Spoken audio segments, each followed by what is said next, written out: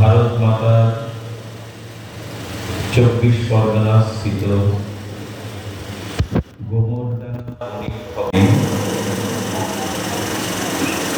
পরম রস মাধুর্য চমৎকার সীমা শ্রী গোবিন্দেরও প্রেমের গুরু মহাভাবময়ী রাশেশ্বরী ব্রজেশ্বরী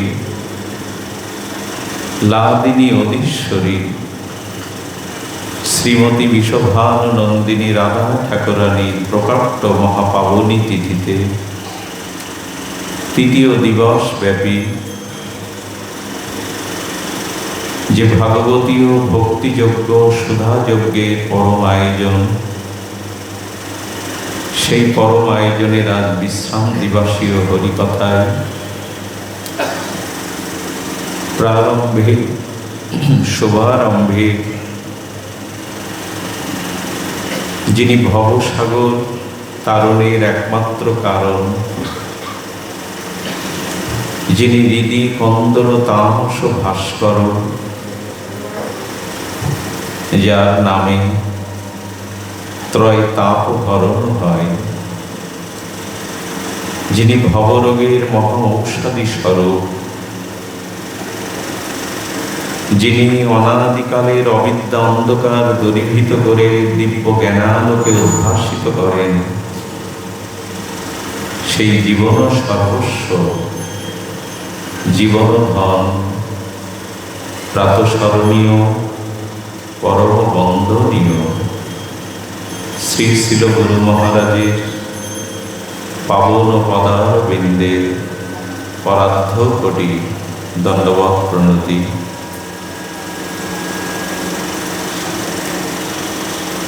ভাগবত পরিমণ্ডলে গোস্বামীগণ, কমিয়ে দাও বাবা, সাউন্ডটা কমিয়ে দাও। গোস্বামীগণ, মহাপ্রভুর প্রিয় অনুরাগী গৌড়ীয় আচার্যগণ, বৈষ্ণবজন, মহতজন, মান্যজন, সুধীজন, জ্ঞানীজন, শ্রদ্ধাশীলা, ধর্মশীলা, কল্যাণিয়া দেবী মূর্তি মাতৃগণ,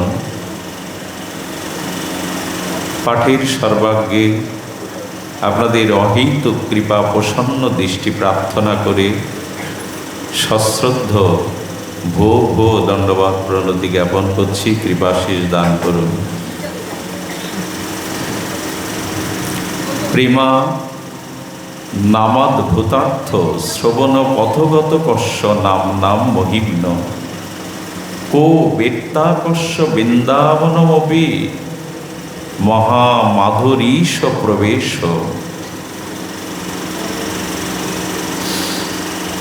চৈতন্য চন্দ্রামৃত নামক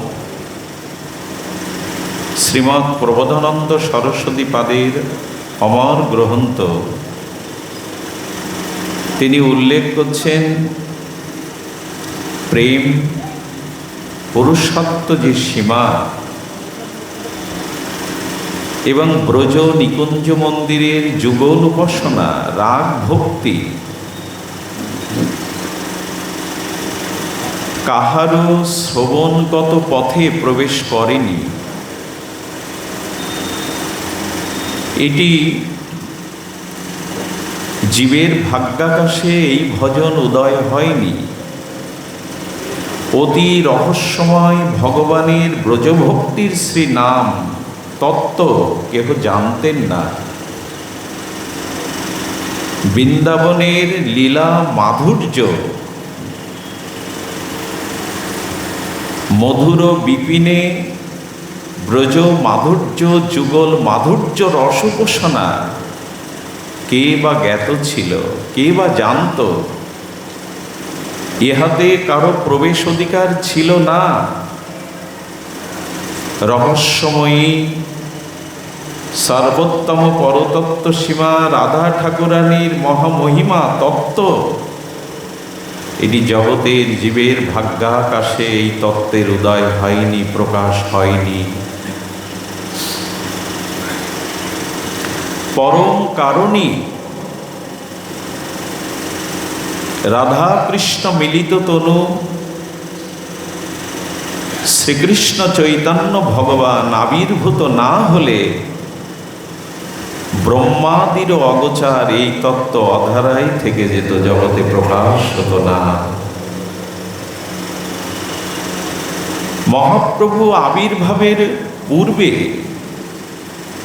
এই রাধা মহা মাধুর্য পরতত্ত্ব সীমা মধুর বিন্দা বিপিন মাধুরী প্রবেচর চাতুরী সার ছিল না। এক অখণ্ড পরতত্ত্ব ভগবান শ্রীকৃষ্ণই আমাদের সামনে ছিলেন। নাম ছিল, ধাম ছিল, যুগল উপাসনার রস রহস্য জীবের সামনে প্রকাশ হয়নি। এটাই ভাগবতীয় ইতিহাস। কোবা জানতি রাধাং পর রস চমৎকার ও মাধুর্য সীমা। কে জানাতো? কে এই নিকুঞ্জ মন্দিরের প্রেম মন্দিরের যুগল উপাসনার পরম রসসার জানাতো যদি গৌর না হতো? কোবা জানাতি রাধা, কে জানাতো? এক চৈতন্যচন্দ্র পরম করুণায়া সর্বাদি অধিকার।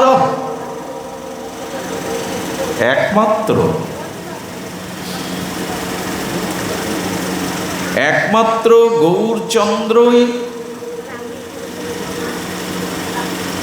আমাদেরকে এই অধিকার দিয়েছেন, জানিয়েছেন।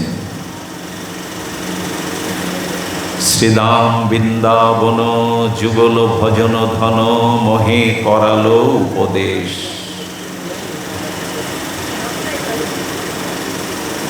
আমরা সাহিত্য রাজ্যে যদি প্রবেশ করি তবে দেখব বঙ্গিম সাহিত্য, শরৎ সাহিত্য, তারা মানুষকে কাশী গয়া এই ঠিকানা জানাতেন। ব্রহ্মচর্য গারস্থ বানপ্রস্থ নিয়ে কাশীতে যাও, কাশীতে দেহ রক্ষা করলে মুক্তিধামে মুক্তি পাবে। আসতে কাশীতে মুক্তি পাবে, মুক্তিধাম, মুক্তি তীর্থ। শ্রীকৃষ্ণ চৈতন্য প্রেমাবতার বললেন আর একটু এগিয়ে যাও, গয়া কাশী থেকে একটু এগিয়ে মধুর বৃন্দাবনের পথে যাও। এটি মহাপ্রভুই চেনালেন। উপরে বসুন, উপরে বসুন। মহাপ্রভু চেনালেন।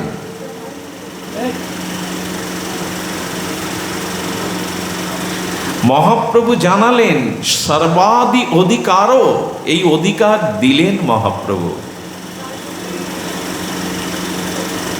এবে অস্ত্র না ধরিলা, প্রাণে কারো না মারিলা, চিত্ত শুদ্ধি করিল সবারে। যে রস গুপ্ত সিন্ধু ব্রহ্মা না পায় এক বিন্দু, সেই প্রেম বিলাইল সংসারে।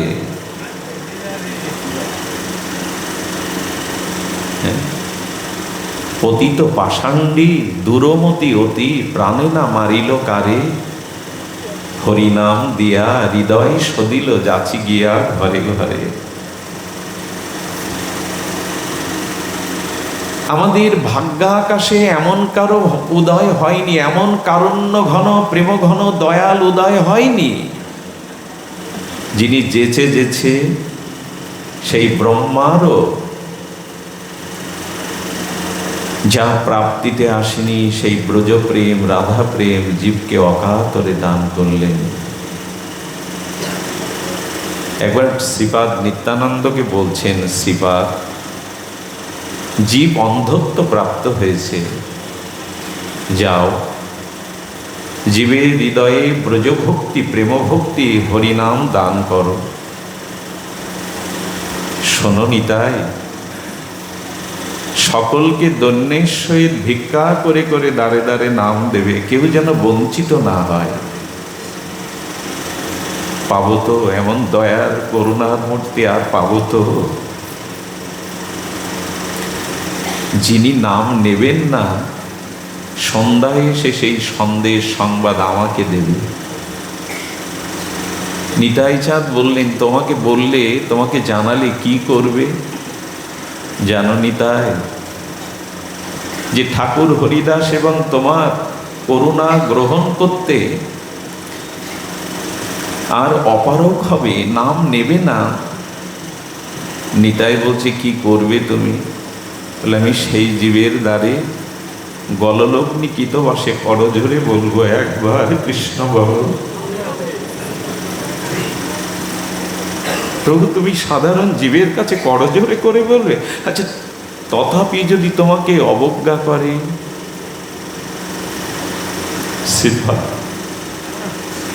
আমি তার চরণ জড়িয়ে ধরে কাঁদবো, একবার কৃষ্ণ বলো। মহাপ্রভু বলছেন, আমি তার চরণ ধরবো। ওই সে দয়ালু অবতার, ওই সে দাতা নাহি আর, গুণ কেহ নারে ভর্তি ভারে। ওই সে দয়ালু অবতার, ওই সে দাতা নাহি আর, গুণ কেহ নারে বর্ণি ভারে। কে বর্ণনা করবে মহাপ্রভুর মহা করুণার অবদান? আমা বিনা অন্য নারে ব্রজ প্রেম দিতে। ব্রজ প্রেম কেউ দেয়নি। আমা, মহাপ্রভুর সা অভিমান হলো, আমা বিনা এই প্রেম জগতে কেউ দান করেন। কারণ যার বস্তু সেই দেবে গো। যদি করুণাময়ী রাধা ঠাকুরানী কখনো আবির্ভূত হন, তবেই তো তিনি দেবেন। আচ্ছা, রাধা ভাবকান্তি নিয়ে মহাপ্রভু এলেন। আচ্ছা, আপনার কাছ থেকে আমি ঘটি কম্বল অর্থ ছিনিয়ে নিতে পারি, লুণ্ঠন করে নিতে পারি, ভাব নিতে পারি, পারি কি? কারণ ভাব কেড়ে নেওয়া যাবে তো? আমি আপনার ঘটি বাটি কম্বল নিতে পারি, ভাব নেওয়া যায় না। মহাপ্রভু রাধারানীর ভাব এবং কান্তি নিলেন, কারণ স্বয়ং রাধা ঠাকুরানী তো আসছেন অন্তকৃষ্ণ বহির গৌর হয়ে। এজন্য যথা যথা গৌর পাদার বিন্দে বিন্দিত, যতদিন না তুমি শ্রী গৌরাঙ্গের চরণ আশ্রয় না করছ সদ্গুরুদেবের অনন্ত মহিমায় কৃপায়, ততদিন রাধারানী তত্ত্ব, ব্রজ তত্ত্ব তুমি বুঝতেও পারবে না, প্রবেশ অধিকারও পাবে না। যথা যথ গৌর পাদার বিন্দে বিন্দিত ভক্তিঙ্কৃত পূর্ণ রাশি, শ্রীমান গৌর চরণ, নিতায়ের চরণ আশ্রয় পূর্বক নিষ্কপটে তবেই না তুমি রাধা তত্ত্ব, ব্রজ তত্ত্ব পাবে। এই জন্য গৌর নিত্যানন্দের চরণ আশ্রয় পূর্বক শ্রীধাম ব্রজ বিপিনে এই ভজনই আমাদের একমাত্র লক্ষ্য। এর উপরে আর কোনো সীমা দিতে পারেনি। গোবিন্দ বলছেন, স্বয়ং শ্রী গোবিন্দ বলছেন, আমা হতে আনন্দিত হয় ত্রিভুবন। একটু লক্ষ্য করুন, আমা হতে আনন্দিত হয় ত্রিভুবন। এই জগতের যত আনন্দ, এর উৎস হল সচ্চিদানন্দ শ্রী গোবিন্দই। গোবিন্দ বলছেন, আমা হতে আনন্দিত হয় ত্রিভুবন, আমাকে আনন্দ দিবে ওই সে কোনজন। ভগবানের সা অভিমান হলো, আমা হতে তো জীব আনন্দ পায়, কিন্তু আমাকে কে আনন্দ দেবে? সূর্যকে আলো দেওয়া যাবে তো? স্বয়ং প্রকাশ সপ্রকাশ সূর্যকে কি আলো দেব প্রদীপ জ্বালিয়ে? তো গোবিন্দ, তুমি সচ্চিদ আনন্দ ঘন বিগ্রহ, তুমি রসব্রহ্ম, রসিকেন্দ্র মৌলি, রসিক শেখর, রসিক শিরোমণি, তোমার আনন্দের অপেক্ষা অন্যের কাছে কেন?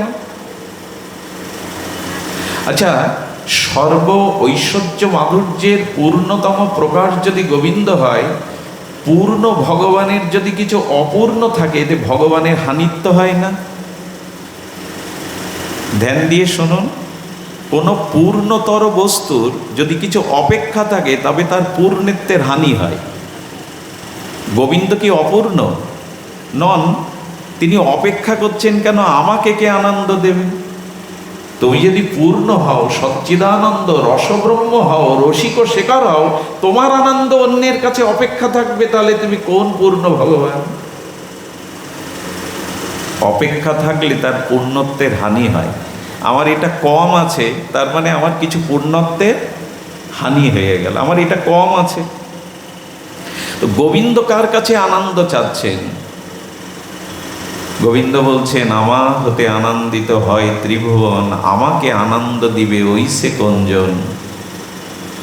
আমা হতে যার হয় শত শত গুণ, তার গুণে হরে মোর মন। যদি আমার থেকে কারো শত শত গুণ, আরো শত শত গুণ কারো কাছে থাকলে সেই তো আমাকে আনন্দ দেবে। আমা হতে যার হয় শত শত গুণ, সেই আমাকে আনন্দ দিতে পারে। একলি রাধাতে তাহা করি অনুভব। ভগবানকে আনন্দ দেওয়া অসম্ভব, কিন্তু ভগবান বলছেন একলি রাধাতে তাহা করি অনুভব। একমাত্র আমাকে যদি কেউ আনন্দ দিতে পারে, তো শ্রী রাধা ঠাকুরানী পারে যে আমার থেকে শত শত গুণ যায়। রাধারানী গোবিন্দকে আনন্দ দিতে পারে। শ্রী গোবিন্দের অনন্ত শক্তির মধ্যে তিনটি শক্তি প্রধানা। সেই তিনটি শক্তির প্রধানের মধ্যে তার অন্তরঙ্গা শক্তি, লাদিনী শক্তি, যখন অমূর্ত অবস্থায়, একটা হলো মূর্ত, একটা অমূর্ত। যখন শ্রীগোবিন্দের অন্তরঙ্গা চিৎ শক্তি অমূর্ত অবস্থায় গোবিন্দের হৃদয়ে গোবিন্দকে আনন্দ দিচ্ছেন, এরই নাম হলো লাদিনী শক্তি। আচ্ছা, শক্তি ক্রিয়া ছাড়া তার অভিব্যক্তি প্রকাশ হয় কি? শক্তি কখনো তার ক্রিয়া ছাড়া তার অভিব্যক্তি প্রকাশ?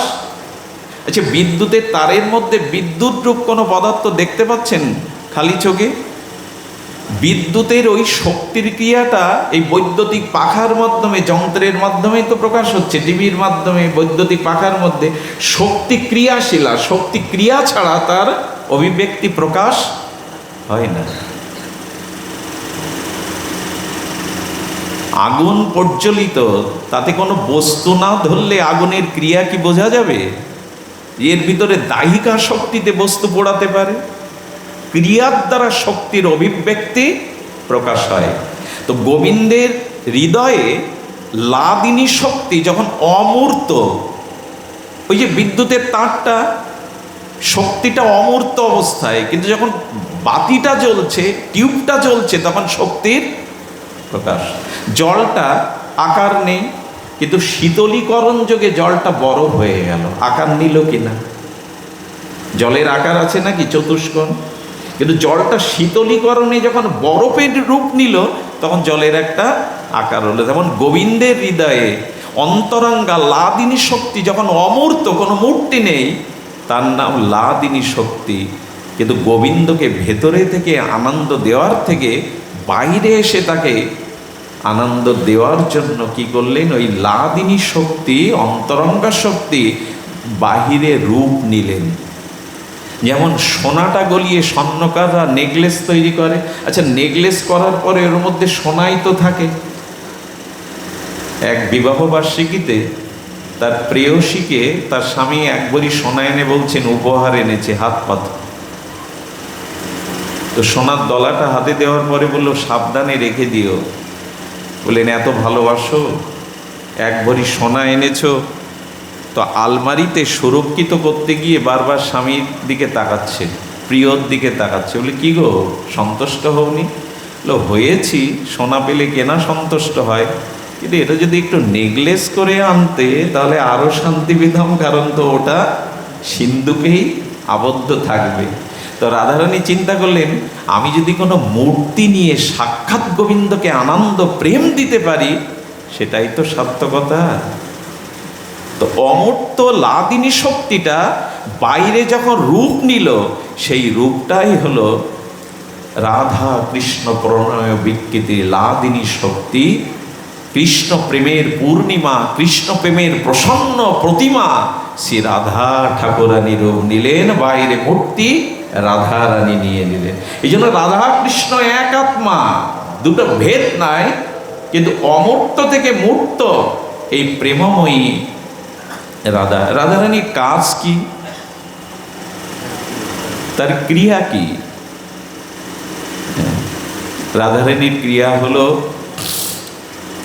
কৃষ্ণ বাঞ্ছা পূর্তি রূপ করে আরাধনে, অতএব রাধিকা নাম পুরানো বাখানে। রাধারানীর কাজ কি গো? কৃষ্ণ বাঞ্ছা পূর্তি, তিনি যা বাঞ্ছা করেন সেই বাঞ্ছা বা অভিলাষ পূর্ণই হলো রাধারানীর সেবা সাধনা। কৃষ্ণ বাঞ্ছা পূর্তি রূপ করে আরাধনে, অতএব রাধিকা নাম পুরানো বাখানে। রাধারানী কৃষ্ণ বাঞ্ছা পূর্তি, আচ্ছা গোবিন্দ বাঞ্ছাটা প্রকাশ করবেন রাধারানী, তারপরে কি পূর্ণ করবেন? একটু ধ্যান দিন। রাধারানীর কাছে গোবিন্দ তার সেবা মনোবাসনা ব্যক্ত করবেন, তাই রাধারানী পূর্ণ করবেন? বলে না গো, গোবিন্দ চিত্তে কোনো কিছুর বাসনার উদয় হওয়ার সাথে সাথে তৎমুহূর্তে রাধারানীর হৃদয়ে সেটা প্রকাশ হয়, গোবিন্দের মুখে বর্ণনা করা লাগে না।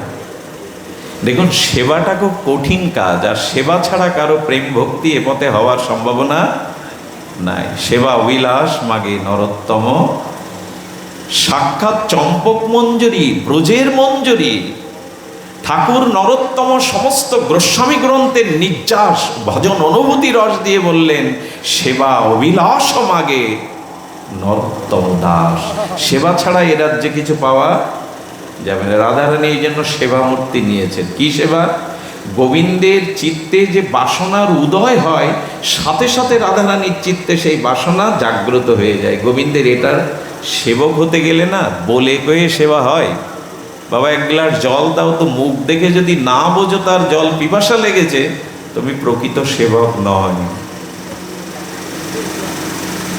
এই জন্য মায়ের কথা সন্তানের এত মনে পড়ে কেন জানেন? বিদেশ থেকে এসেছে বা বাইরে সমাজ কাটিয়েছে, বাবা বলছে কিরে কাজ বাজ ভালো চলেছিল তো? স্ত্রী বলছেন যে কিছু এনেছো তো, যা করতে গিয়েছিলে কিছু সঞ্চয় টঞ্চয় হয়েছে তো? সন্তান এসে বাবার কোলে বলছে আমার জন্য কি এনেছো, কিন্তু মা তাকিয়ে আছে তার মুখের দিকে। কি বলছে জানেন? খোকা, সকাল থেকে মুখে কিছু দিয়ে এসিস? মার দুর্লক্ষ পেটের দিকে। কেন জানেন? পেট থেকেই তো এসেছে, গর্ভ থেকেই তো এসেছে, এই জন্য মার লক্ষ্য ওর দিকে। দেখবেন সবাই সব রকম জিজ্ঞাসা করে, মা বলে খেয়েছিস খোকা? এই জায়গাটা যারা হারায় এরা খুব বঞ্চিত হয়। তো সেবা করতে গেলে সেবকের এইটুকু যোগ্যতা থাকতে হবে, সেব্যের হৃদয়ে কি সেবার ভাবনা উদিত হচ্ছে সেটা তাকে জানতে হবে। কি করে সম্ভব? যদি বলি তার মনের সাথে তন্ময়তা প্রাপ্ত হন, তখন তার মনের সংবাদটা সাথে সাথে আপনার ভিতরেও প্রকাশ হবে। কারণ মনের সাথে যদি একীভূত হয় না, দুটো মন যদি একইভাবে একীভূত হয়ে যায়, তখন তার মনের বার্তাটি, এখন তো তারের জগৎ, নেটের জগৎ, 1000 বছর আগে থেকেও নেটের ভাবনাটা যখন মানুষের বৈজ্ঞানিক চিন্তাধারায় প্রযুক্তির ধারায় আসেনি, 1000 মাইল দূরে সন্তানের বিপদের খবরটা মা হৃদয়ে জেনে যেত। কেন জানেন? আত্মযত, আত্মার সাথে তার একটা সূত্র আছে, এই জন্য মা জেনে যেত। সুধীবৃন্দ, রাধারানী কৃষ্ণ সেবা তিনি আরাধনাই ছিল তার সেবা। এই জন্য গোপীসনে রাসের স্ফূর্তিতে গোপীসনে গোবিন্দ বসে আর প্রসন্ন হয়ে গোপীদের বলেছিলেন কিছু বর চাও। গোপীগণ বলেছিলেন, চাওয়া পাওয়া তো কিছু নাই, তবে যদি দিতে চাও এই বর দাও, তুমি সুখী হও। কার মোবাইল বাজছে? তুমি সুখী হও। গোবিন্দ বলেন, এ চাওয়া তো তোমাদের প্রাপ্তির কিছু নেই, আমার সুখ চাইছে বলো, ওটা চাওয়া ছাড়া জীবনে তো আর দ্বিতীয় কোনো চাওয়া নেই। তোমার সুখ সেবা তাৎপর্য ছাড়া আমাদের জীবনে আর কোনো চাওয়া নাই। এই হলো ব্রজপ্রেমের মহামহিমা। আত্মসুখ দুঃখ গোপীর নাহিক বিচার, কৃষ্ণ সুখ হেতু চেষ্টা মনোব্যবহার। তবে যে দেখিয়ে গোপীর নিজ দেহ প্রীত, সেও তো কৃষ্ণের লাগি জানিও নিশ্চিত। গোপী, তোমাদের নিজ সুখ বাসনা নেই, কিন্তু তোমরা তো শালঙ্কারা হয়ে তোমরা অলংকার দিয়ে নিজেকে ভূষণে ভূষিত করো কেন? তোমরা নিজের সুখ যদি না চাও, অলংকারে সজ্জিত হও কেন? বলে, সেও তো কৃষ্ণর লাগি জানিও নিশ্চিত। আমরা নিজেকে সাজাই, সিঙ্গার করি, সেও কৃষ্ণের জন্য। আচ্ছা গোপী, তোমরা একাদশী করো না কেন? গোপীরা একাদশী করতেন না। খবরদার, এই কথা শুনে আবার আপনিও একাদশী বাদ দেবেন না। গোপী সাজা যায় না, গোপী সাজা যায় না, গোপীর অনুকরণ করা যায় না। একাদশী করি না কেন জানো? আমাদের জীবনের একটাই ব্রত, তৎপ্রিয়ের সুখ ছাড়া আমাদের অন্য কোনো ব্রত নেই। আমাদের প্রিয়তম প্রিয় মনোহর সুন্দর ব্রজেন্দ্র নন্দনের সুখ সেবা ছাড়া আমাদের অন্য কোনো ব্রত, ওদের ওই একটাই ব্রত। তো একাদশী কেন করো না? বললেন, একাদশীর উপবাসে না মুখটা মলিন থাকে, আর মলিন মুখ নিয়ে তার সামনে গেলে সে সুখ পাবে না গো। আমাদের হাস্যোজ্জ্বল বদন দেখেই তো তার সুখ। এই হলো গোপী। সুধীগণ, আজ বিশ্রাম কথা তো দাদা বলছিলেন, আমাদের গৌড়ীয় বৈষ্ণব জগতে, আমাদের রাগ ভক্তির জগতে, ব্রজভক্তির জগতে মিলনের থেকে বিরহের মহিমা অনেক উপরে। আজ তো বিরহের দিন, বিশ্রাম দিন। আসুন আমরা ব্রজে একটু বিপ্রলম্ব রস আস্বাদনে ব্রতী হই। আমি গতকাল বলেছিলাম, রাধারানীর নাম মহিমায় বিশ্রাম রেখেছিলাম। দেখুন, গোবিন্দের সম্মুখে যদি কখনো যান, তা আপনি গোবিন্দের নাম নেবেন না। গোবিন্দের সম্মুখে যদি গোবিন্দকে সুখ দিতে চান, তাহলে ঠাকুরানীর নামটাই নেবেন। আর যদি রাধারানীর সম্মুখে কখনো ভাগ্য উপস্থিত হয়, খবরদার রাধা নাম রাধারানীর সামনে নিবেন না, উনি মুখ ফিরিয়ে নেবেন। ওখানে গোবিন্দ নামটাই নিবেন, প্রাণেশ্বরের ব্রজেশ্বরের নামটা নেবেন। একটা লীলা মনে পড়লো। আমি তো মূর্খ, শাস্ত্র জানি না, একটু লীলা ভালোবাসি, সহজ করে যা হৃদয়ে আস্বাদন হয়। গুরু মহারাজের অধমতম সন্তান, বাবার গ্রন্থ সামনে থাকলে নিজেকে খুব অভাগা মনে হয়। আবার যদি জন্ম পেতাম, কিঞ্চিত কিছু আপনাদের করুণায় জানতে বুঝতে পারতাম। এক ময়ূর না নন্দভবনের সামনে পেখম মেলে গোবিন্দকে আকর্ষণ করার চেষ্টা করে। বলে, আকর্ষণের জন্য তার নাম নিলে মনে হয় তিনি গোবিন্দ গোবিন্দ গোপাল গোপাল বলেন। 6 বছর একটানা তপস্যা করেছে, কিন্তু গোবিন্দ ফিরে তাকাননি। কোনদিন ময়ূরের দিকে অভিমান এলো? 6টি বছর। আর পেখম প্রকাশিত করে তোমার দৃষ্টি আকর্ষণ করতে চেষ্টা করেছি, গোবিন্দ গোবিন্দ বলে, মাধব মাধব বলে। আর কত 6 বছর ধরে ডাকলাম, আমার ভুল হয়ে গেছে। আমি যদি বর্ষনায় গিয়ে রাধারানীকে ডাকতাম, তাহলে হয়তো এতদিন তার করুণা হতো। থাকবো না, ভালোবাসলে তো একটা অভিমান আসে। তো সেই অভিমানের মান করে তিনি নন্দভবনের দুয়ার হতে বর্ষনার দুয়ারে উপস্থিত। 6 বছর যে শব্দ বলা অভ্যাস, সেটা তো সহজে যায় না। রাধারানীকে দেখেই বলেছেন গোবিন্দ গোবিন্দ মাধব মাধব। যেই বলেছেন, রাধারানী দৌড়ে এসে বুকে জড়িয়ে ধরেছেন ময়ূরকে। আরে কে গো কে গো কে গো, আমায় গোবিন্দ নাম শোনালে। রাধারানী চোখের জলে প্রেমাবিষ্ট হয়ে বুকে জড়িয়ে ধরে চুম্বন করছেন।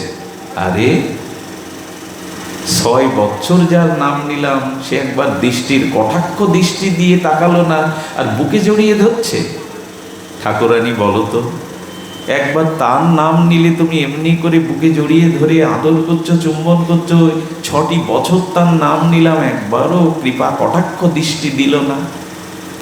রাধারানী বলছেন, আজ চলে যাও, আমি মন্ত্র দিয়ে দিচ্ছি, শুধু তাকাবে না, আমার মতো জড়িয়েও ধরবে। ওখানে গিয়ে না কৃষ্ণ বলবে না, মাধব বলবে না, জয় শ্রী রাধে বলবে, তোমাকে মন্ত্র দিয়ে দিলাম। ফিরে এসে এই মন্ত্র প্রয়োগ আর সঙ্গে সঙ্গে কাজ। গোবিন্দ জড়িয়ে ধরে কি প্রেমানন্দে তার বুকে জড়িয়ে ধরেছে। এই জন্য গোবিন্দের সামনে যাবেন না, তোমার রাধে নামটি দিবেন, তিনি খুব প্রসন্ন হয়। কালকে বলেছিলাম তার করুণার কথা, মনে পড়ল। আমাদের আর কোনো পথ খোলা নেই, ঠাকুরানীর করুণা ছাড়া কে দয়া, কে কৃপা করবে এই জীবাধমকে? জন্ম জন্মান্তরের দুর্বাসনা কামনা বাসনায় চিত্ত কলুষিত, কুসংস্কারাচ্ছন্ন বৃত্তি প্রবৃত্তিতে ঢাকা, কে করবে? রাধারানী কারো দোষ দেখে করুণা করেন না, অহেতুক কৃপা করুণা, তিনি ঝর্ণা ধারার মতো। কেমন করুণা শুনবেন, কথাটি অনেকবার বলেছি, কিন্তু এরকম সুস্থ পরিবেশে এমন বিদগ্ধ অনুরাগী শ্রোতার সামনে বারবার বললেও না রসে বিঘ্ন হবে না। হরি কথায় কি কখনো পিপাসা মেটে গো? পৃথু মহারাজ গোবিন্দকে, ভগবানকে সম্মুখে দর্শন দিলেন, তার সাধনায় সন্তুষ্ট হয়ে বলছেন, বর চাও? বললেন, আপনি আমাকে 10,000 কান দিন। এরকম বর শুনেছেন কখনো কেউ চেয়েছে? 10,000 কান চাইছে, কি করবে? বলে, 2টি কর্ণপথে তোমার অমৃতময় নাম রূপ লীলা শুনে আস্বাদন পিপাসা মেটে না, 10,000 কান দাও, যাতে তোমার লীলার কথা শুনে পরিদীপ্ত হতে পারি। বলছেন, আর কি চায়? বলো, কানটাকে সমুদ্র করে দাও। কেন? তো নদ নদী প্রবাহিনী, নদ নদী থেকে যত জল সাগরে প্রবেশ করে, সাগর উচ্ছ্বসিত হয়ে ছাপিয়ে যায় তো? কখনোই যায় না। এই জন্য তো সে সাগর, মহাসাগর। যত নদ নদীর জলধারা প্রবেশ করুক স্রোতস্বিনী, সেখানে পূর্ণতা পেয়ে ছাপিয়ে যায় না। বলেন, কানটা এমন দাও, কোটি কোটি কল্পকাল তোমার কথা শ্রবণে করে যেন কানের তৃষ্ণা পূর্ণ না হয়, সাগরের মতো যেন অপূর্ণতা থাকে। আচ্ছা, গোবিন্দ গুণগাথাকে, হরিকথাকে বলা হয়েছে কথা গঙ্গা, আর কর্ণকে কি বলা হচ্ছে? সাগর। অর্থাৎ কথারূপ গঙ্গা কর্ণরূপ কত সাগরে প্রবেশ করে যেন কখনো পূর্ণতা না পায়। গঙ্গাসাগরে গেছেন তো অনেকেই, তো শব্দটা মিলিয়ে নিন। কর্ণ যদি সাগর হয় আর হরিকথা যদি গঙ্গা হয়, এখনই আপনারা গঙ্গাসাগরে চলে গেছেন। হ্যাঁ, কি বলেছেন? গঙ্গা, হরিকথা গঙ্গা, আর কর্ণ হলো সাগর। এই জন্য আপনাদের অত্যৌক্তিক হবে না। বর্ষনাতে এক বাবার 3টি পুত্র, কিন্তু কন্যা নাই। একটা কথা বলি, ভারতবর্ষ অনেক উন্নত এই মানসিকতায়। ঘরের কন্যাকে অবহেলা করবেন না। কন্যা লক্ষ্মীশ্রী, শুভশ্রী। হ্যাঁ, কন্যা যার ঘরে নাই না, সে পিতামাতা অনেক কিছু বঞ্চিত। আপনার ছেলে কখনো আপনার মার কাছে জিজ্ঞাসা করবে না বাবা বাড়ি ফিরেছে শিশুকালে, কিন্তু মেয়ে 10 বার জিজ্ঞাসা করে বাবা বাড়ি ফিরেছে। বিবাহের বিদায় বেলা মেয়েরা মায়ের বুকে পরম বেদনায় অশ্রুপাত করতে করতে মায়ের বুকে কাঁদছে আর জিজ্ঞাসা করছে, বাবাকে দেখো, বাবা যেন কষ্ট না পায়। মেয়েদেরকে অবহেলা করবেন না, ওরা লক্ষ্মীশ্রী। তো এই শেডের অনেক বড় আলিশান বাংলো, গাড়ি বাড়ি সব আছে, কিন্তু মেয়ে নাই। উনি না খুব কষ্টে, মহাকষ্টে ভোগেন। বিশাল অর্থ বিত্ত ঐশ্বর্য আছে, কিন্তু কন্যা নাই। তো বর্ষনার শ্রীমন্দিরে, ঠাকুরানীর মন্দিরে বাবাজিকে বলছেন, বাবাজি আমার তো কন্যা নাই, মনে এই একটাই শূন্যতা, একটাই ব্যথা। তখন বলছেন, তুমি বর্ষনাতে জন্মগ্রহণ করে কন্যা নাই এই কোন মুখে বলছো? রাধারানীর একটা পট বিগ্রহ এনে দিয়ে বলছেন, বর্ষনাতে যার জন্ম সে বলে কন্যা নেই। আরে রাধা ঠাকুরানী তো তোমার কন্যা, লাডলি, ওকে কোলে তুলে নাও। একটা কথা বলি, যার যেখানে শূন্য স্থান আছেন ওখানে ভগবানকে বসিয়ে দিন। পুত্র নাই, কন্যা নাই, ওই যে শূন্য স্থানগুলো ওইখানে ভগবানকে বসিয়ে দিন। শূন্য স্থান শুধু পূর্ণ হবে না, আপনার শূন্য জীবনও পূর্ণতা পাবে। সন্তান নেই বলে কেন কাঁদছেন? গোপালকে বসান না ওখানে, তার থেকে ভালো সন্তান এই জগতে নাই। রাধারানীকে বুকে নিয়ে বললেন, সত্যিই ভুল করেছে, লাডলি তো আমার কন্যাই, আমি বর্ষনাতে জন্মে এই ভাগ্য পেয়ে কন্যা নেই বলছি। রাধারানীকে নিয়ে গেলেন, সিংহাসনে রাখলেন, চকলেট আনে, খেলনা আনে, 3 বেলা পূজা আরতি করে। 1 বছর অতিক্রান্ত হয়ে গেল। 1 বছর পরে না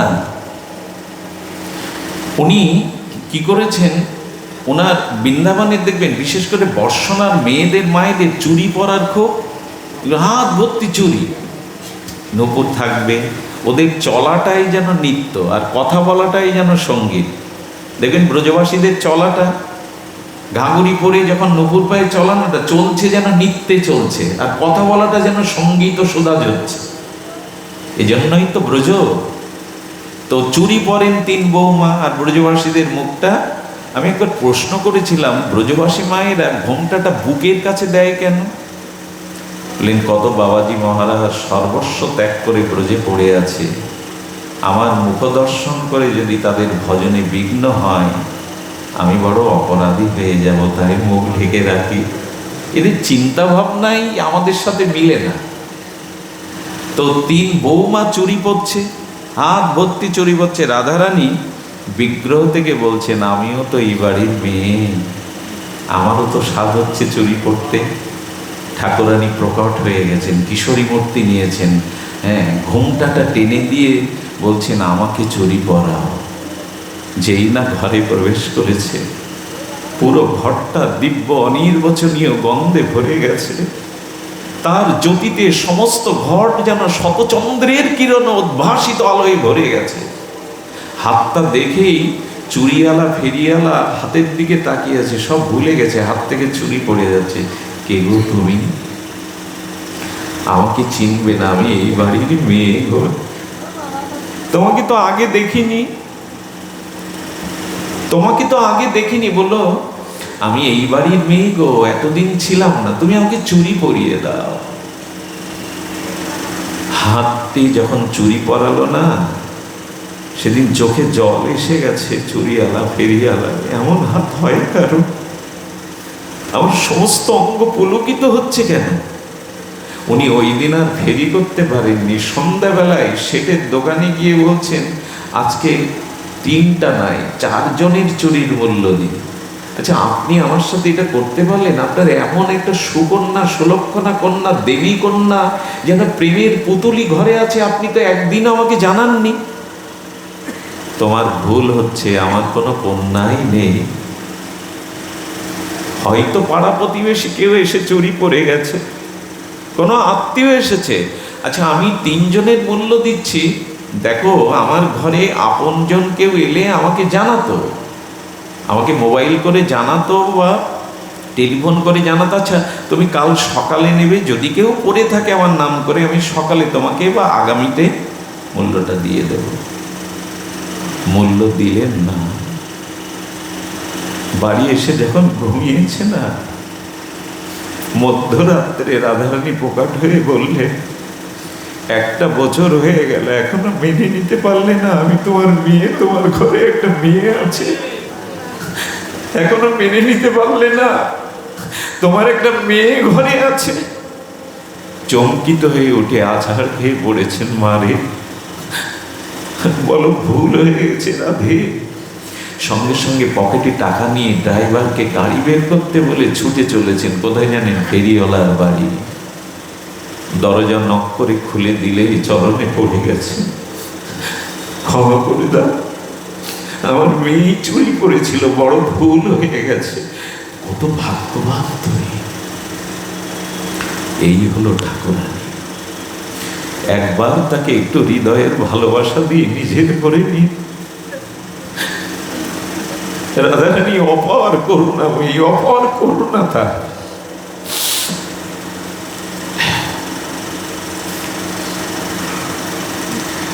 রাধারানীর জন্য ব্রজবাসীরাও জানেন, ব্রজবাসীদের কথাই কোনো শাস্ত্রে পাবেন না। আমি বড় পণ্ডিতজির মুখে শুনে স্তম্ভিত হয়ে গেছিলাম। ব্রজবাসীদের ভাবটা কেন, এই জন্য ব্রজভাব নিতে হবে, এই ভাবটা নিয়েই ভজন করতে হবে। ব্রজবাসীদের ভাব কি জানেন? বলেছি বহুবার। এক এক ব্রজবাসী সুন্দরী মা গাভী মার জন্য কিছু ঘাস নিয়ে না মাথায় নিয়ে চলছে রাজস্থানের মধ্যে। গাভী মাকে, গোমাতাকে ঘাস নিয়ে চলেছে। আর এক ৮০ বছর বৃদ্ধ বাবাজি মহারাজ ওই রাজস্থানে রেটিস্থান তপ্ত সূর্যের কিরণ যেন পুড়িয়ে দিচ্ছে। ওই অবস্থায় যেতে যেতে কণ্ঠ পর্যন্ত তৃষ্ণা জেগেছে, জল জল জল করছে। হিন্দিতে ওরা পানি পানি বলে। ब्रजवासी माँ के देखे बोलছে, लाडली यहाँ से पिपासा का पानी मिलेगा? नहीं बाबूजी, दूर गांव से जाना पड़ेगा। यहाँ से पिपासा का पानी नहीं मिलेगा। এখানে পিপাসার পানি নাই, ওই দূর গ্রামে দেখিয়ে দিচ্ছে ৬ কিলোমিটার দূর। ওখানে বসে পড়ে বললেন, রাধে তোমার ইচ্ছা আমি এখানেই তৃষ্ণায় প্রাণ ত্যাগ করি, আমি আর পানি ছাড়া জল ছাড়া বাঁচব না। কিছুটা দূরে সরে গিয়েছিল ব্রজমা, যেই বলেছে জল ছাড়া বাঁচব না, ফিরে এসে গোমাতার খাদ্যটা নামিয়ে বলছে, বাবা খুব পিপাসা? হ্যাঁ রে মা, জল না হলে বাঁচব না, খুব পিপাসা। বলি বাঁচব না রে জল না হলে? কি করেছিলেন জানেন? এ পৃথিবীর কোনো শাস্ত্রে সংবাদ নাই এক ব্রজ ছাড়া। মা তার বুকের বসন খুলে ফেললেন, তার স্তনটা মুখে দিয়ে বললেন, বাবা পিপাসা দূর করো। ওই কয়েক বিন্দু অমৃত ক্ষরণ হয়েছিল, বাবা প্রেমে মূর্ছিত হয়ে পড়ে গেলেন। যখন তার চেতনা ফিরল না, ওই চলে যাওয়া মায়ের চরণ চিহ্নের উপরে গড়াগড়ি দিয়ে বললেন, মারে আমার এক জন্মের না, আমার অনন্ত জন্মের পিপাসা দূর হয়ে গেল। এ কোনো শাস্ত্র এমন বলা নেই গো। এই জন্য যারা ব্রজপথে এসেছেন তারা বড় ভাগ্যবান। এখানে চাওয়া পাওয়ার কিছু নাই গো, শুধু গোবিন্দকে, গোবিন্দ একটি সুখ সুখ তাৎপর্য দেওয়া। গোবিন্দ সব থেকে তার সেরা সুখ কোনটা জানেন? সেবা সর্বোত্তম সুখ কোনটা জানেন? অন্তত ব্রজপথে যারা এসেছেন গোবিন্দকে যদি সুখী করতে চান, তাহলে গোবিন্দের জন্য বিরহে কাতর হয়ে কিছু চোখের জল গোবিন্দকে দিতে হবে। কারো চোখের জলে কারো সুখ হয়? এ প্রশ্ন আসবে তো, কারো চোখের জলে সুখ হয় গো? তবে একটা বলি, অনন্ত জন্মে তপস্যা করেও যা পাবেন না, যদি ভগবানের জন্য বিরহে কাতর হয়ে দুঃখটা প্রেমশ্রু নিবেদন করতে পারে, ভগবান পরম প্রসন্ন হন। ক্রন্দনরত বিরহ কাতরা গোপীদের দেখে বলেছিলেন, গোপী আমি দূরে দাঁড়িয়ে যখন হা গোবিন্দ বলে তোমরা বিরহে চোখের জল ফেলো, আমি তোমাদের ওই চোখের জলের মুখবদনে তাকিয়ে, ওটাই আমার ভজন। বলে তুমি কাঁদলে খুশি হও? বলে হই, সংসারের জন্য কাঁদলে খুশি হই না। যখন গোবিন্দ বলে কেউ কাঁদে, গৌর বলে কেউ কাঁদে, আমি তখনই সুখী হই। সংসারের কান্নার মধ্যে না তেমন কিছু নাই, ওতে শরীর স্থূল হয়, শোকে মানুষ রোগগ্রস্ত হয়। কিন্তু ভগবানের জন্য কেঁদে দেখুন, বুকের পাথর নেমে যাবে, বুকটা হালকা হয়ে যাবে। তবে মাঝে মাঝে মনে হয় কৃষ্ণ বলে আর কাঁদা হলো না।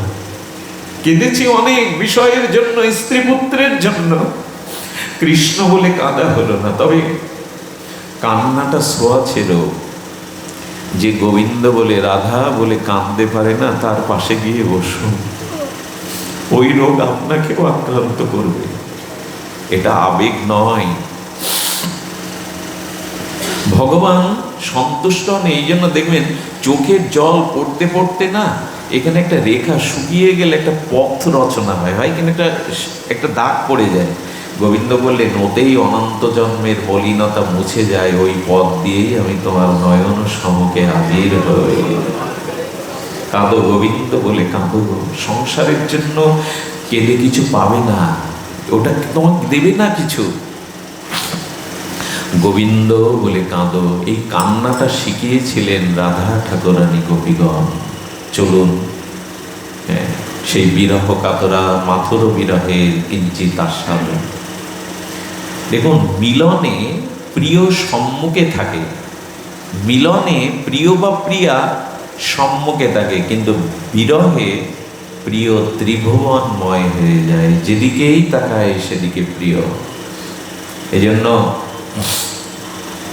মহারাশির পরে সেই শারদ পূর্ণিমার মলয় পবনে, সুগন্ধ বাতাবরণে, নীল যমুনার উচ্ছ্বসিত চন্দ্র কিরণে উদ্ভাসিত মালায় সেই অপ্রাকৃত প্রেমময় মধুময় আনন্দময় বৃন্দাবনে রাধা মাধব পিঠে পিঠ দিয়ে বসে আছেন নীরব। প্রকৃতি যেন বন্দনা করছে, প্রকৃতি যেন আরতি করছে। শ্যামসুন্দর পরম সুখে চক্ষু মুদ্রিত করে বললেন, প্রিয়া আজ কিছু চাও না? প্রিয়া বললেন, আমি যা চাইব দিতে পারবে না। চাও না? তোমাকে অদেয় তো কিছু নাই। রাধারানী মুখবদনে তাকিয়ে বললেন, তবে এই বর দাও, আজ হতে তোমাতে আমাতে 100 বৎসরের বিরহ যেন আসে। এটা চাওয়া হতে পারে? কত বছরের? 100 বছরের। কেন চাইলেন? যাকে নয়নে দর্শন করতে গেলে, নয়নের পলক পড়লে গোপীরা কি গালি দেয় জানেন বিধাতাকে? নয়নের গোবিন্দ দর্শনে যদি নয়নের পলক পড়ে, গোপীরা রাধারানী সৃষ্টিকর্তা বিধাতাকে, বিধিকে গালি দেয়।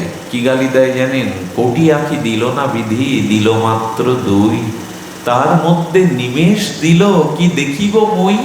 বিধি তুমি রসজ্ঞ না, তুমি সৃজন জানো না, গোবিন্দ মাধুর্য রূপ দেখতে 2 চোখকেও দেয়। কোটি আঁখি দিল না বিধি, বিধি যোগ্য সৃজন জানে না, বিধি রসজ্ঞ নয়। ব্রহ্মাকে গালি দিচ্ছেন সৃষ্টিকর্তাকে, তুমি জানো না এগম রূপ দেখতে 2 আঁখি যথেষ্ট নয়, কোটি আঁখি কেন দিল না? আচ্ছা, যদি 2 আঁখি দিলে পলক কেন দিলে? পলক পড়লেই তো তাকে মনে হয় 1 যুগ হারিয়ে ফেললাম। এ কি আমাদের ভাষা গো? পলক পড়লেই যদি যুগান্তর হারিয়ে বসে, সেই রাধারানী চাইছেন যে 100 বছরের বিরহ আসুক। এর পরের দিনই অপুর মহারাজ রথ নিয়ে ব্রজে এলেন। শুনুন, একটু ধ্যান দিয়ে শুনুন, এবার মার্মিক বিষয়। অপুরের রথ যে রজনীতে নন্দভবনের সামনে ছিল না, সেদিন প্রভাতে রাধারানী পাষাণ মূর্তি হয়ে বসে আছেন, চোখে জল। ললিতা বিশাখা ঘিরে আছে রাধারানীকে। চন্দ্রাবলী মালা গাঁথতে গাঁথতে গোবিন্দ গলে দেবে বলে, আর চন্দ্রাবলীর হাত থেকে ফুল ঝরে পড়ল। পদ্মে, সখী পদ্মে বলছে, ললিতা তোর হাত থেকে তো মালা খসে পড়ে না। চন্দ্রাবলী কি বলল জানেন? যাকে মালা পরাবো কাল প্রভাতে আর তাকে পাবো না, কার জন্য মালা পরাবো? ললিতা বলছে, বিশাখারে আমার বুকটা বিদীর্ণ হচ্ছে না কেন? এই শব্দ সাধারণ নয় গো, বল না বিশাখে, আমার হৃদয়টা চৌচির হয়ে ফেটে যাচ্ছে না কেন? বলে কেন রে? বলে কাল অক্রুর মহারাজ যখন গোবিন্দকে রথে করে নিয়ে যাবে বলে এসছে, যদি গোবিন্দ ব্রজ ছেড়ে যায় তো যাওয়ার আগে বৃন্দাবনের ধরিত্রী, বৃন্দাবনের মাটি রথের চাকাতে দ্বিখণ্ডিত হয়ে যাবে। ওরে, গোবিন্দ বিরহে মাটি ফেড়ে চৌচির হয়ে যাবে, আমার বুক কেন চৌচির হচ্ছে না গোবিন্দ যাবে বলে? এ কি ভাষা দিয়ে বোঝানোর কথা গো? রাধারানী নীরবে অশ্রু ফেলছেন। সবাই যখন এই বিরহ কাতরা, তখন তখন রাধারানীকে বলছেন, চলো কাল প্রভাতে রথের সামনে দুবাহু প্রসারিত করে দেহটা পথে ধোলায় দূষণিত করে গোবিন্দকে যেতে দেব না। পাশ থেকে এক কবি বলছেন, গোবিন্দের সঙ্গে আমাদের যে অন্তরঙ্গ প্রীতি ভালোবাসা, এটা ব্রজবাসী, বৃদ্ধ ব্রজবাসীরা জানে না। লজ্জামান ভেঙে কি করে দাঁড়াবো? বলে গোবিন্দই যদি না পায়, গোবিন্দই যদি চলে যায়, লজ্জা দিয়ে কি আর বাঁচবো? কালকে লজ্জা দেহ আর বেদ ধর্ম, কুল ধর্ম, দেহ ধর্ম, গারস্থ ধর্ম মানব না, গোবিন্দের সামনে দাঁড়াবো গো। যদি রথ যেতে হয় আমাদের বুকের ওপর দিয়ে, এই প্রাণটাকে বহির্গমন করে আমাদের উপর দিয়ে যায়। রাধারানী নীরব নিথর চেয়েছেন তো বিরহ বিপ্রলব্ধ রস। রাধারানী পাষাণ মূর্তি, পাষাণ প্রতিমা। ভোরের আলোটা সেদিন ব্রজবাসীদের কাছে সুখময় হয়নি। সব ব্রজবাসীরা এসে দাঁড়িয়েছে, অক্কুরকে মনে মনে একরকম গালি দিচ্ছে। হ্যাঁ, অক্কুরকে গালি দিচ্ছে। যখন রথে উঠবে না, যশোদা, নন্দ বাবা, তাদের বিরহের বার্তায় আমরা ভাষা দিয়ে বোঝাতে পারবো না, সে অনুভূতি নাই। যশোদা মা, নন্দ বাবা বিরহে কাতর হয়ে গোবিন্দকে যখন রথে তুলে দিলেন, গোবিন্দের রথে ওঠার সাথে সাথে গাভীগুলো গোবিন্দের দিকে তাকিয়ে চোখের জলে বলছেন, স্যার মুরলি বাজিয়ে আর গোষ্ঠে নিয়ে যাবে না আমাদের? কোথায় যাচ্ছ তুমি? পাখিগুলো, শোক শাড়িগুলো ডালে বসে চোখের জল ফেলে বলছেন, শাড়ি রে, আর বুঝি গান গাওয়া হলো না? যার জন্য গীত, যার জন্য সঙ্গীত, সে তো ব্রজ ছেড়ে চলে যাচ্ছে। বৃক্ষগুলো ঝড়ো ঝড়ো অশ্রু বরিশন করে কাঁদছে। বৃন্দাবনের আকাশ বাতাস বিরহ কাতরা, গোবিন্দ ব্রজনাথ ব্রজ থেকে চলে যাবে।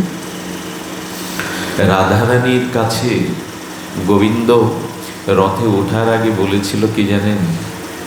ঠাকুরানী, প্রেমময়ী, এই বাঁশরি তো তোমার জন্য, এই বাঁশি শুধু তোমারই গুণগান গায়। বাঁশি কি হবে আমার, তুমি রেখে দাও।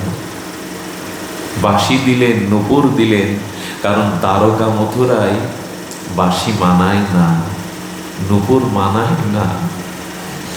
রাধারানীকে বাঁশি দিয়ে বললেন, এটি আমার প্রাণ স্বরূপ। এই বাঁশি মুরলী অধরে তুলে নিয়েছিলাম শুধু রাধা নাম গুণকীর্তনের জন্য। এটি রেখে দাও, আমি কাল বা পরশু হারব। রাধারানী গোপীগণ রথের সম্মুখে যখন নিজেদের দেহ লুটিয়ে দিলেন, গোবিন্দ সেই রথ থেকে তার চোখের জল মুছছেন। ব্রজবাসীদের, গোপীদের, রাধা ঠাকুরানীর চোখের জলের গোবিন্দ আবেদন নিবেদনে কাঁদছেন। এক সহচরকে বসিয়ে বললেন, ওদের পথ থেকে চলে যেতে বলো, যেতে দাও, আমি আসব। এই কাল বা পশু আসবার এই প্রতিজ্ঞা করেই তো গোবিন্দ ব্রজে গেলেন। সেদিন থেকে রাধা ঠাকুরানী সহ গোপীরা আর ঘরে ফিরে যায়নি। গহীন বৃন্দাবনে অরণ্যে তাদের শোকে তারা এমনি করে, উদ্ধব যবে এসেছিলেন না, কথাটি আমার খুব লাগে। আমার মনে হয় একটু আপনাদের যদি আস্বাদন করাতে পারতাম। উদ্ধব এসেছিল, দেখেছিলেন 10 মাসে গোপীদের বস্ত্র শুকায় না। গোপীদের যে দেহের বস্ত্র, এটা 10 মাসে কখনো উনি শুকনো দেখেননি, ভিজে দেখেছেন। গোপীদের কাছে জিজ্ঞাসা করছেন, ওগো, তোমাদের বস্ত্র সর্বদা ভিজা থাকে কেন? এক গোপী বলেছিল, আষাঢ় শ্রাবণ ঋতুরাজ্যের বর্ষাকাল। উদ্ধব, আমাদের বর্ষাকাল 12 মাস গো, আমাদের বর্ষাকাল 12 মাস। আচ্ছা, মায়েরা যখন ওয়াশিং মেশিন বাদ দিন, পুরানো দিনে কাপড় কেচে যদি ঝড়ো ঝড়ো রাত দিন বৃষ্টি হতো, 24 ঘন্টা কাপড় শুকাতো তো? শুকাতো না। বললেন, আমাদের চোখে 12 মাসই বর্ষাকাল। ওই চোখের জলে কাপড় ভিজেই থাকে, কখনো শুকায় না।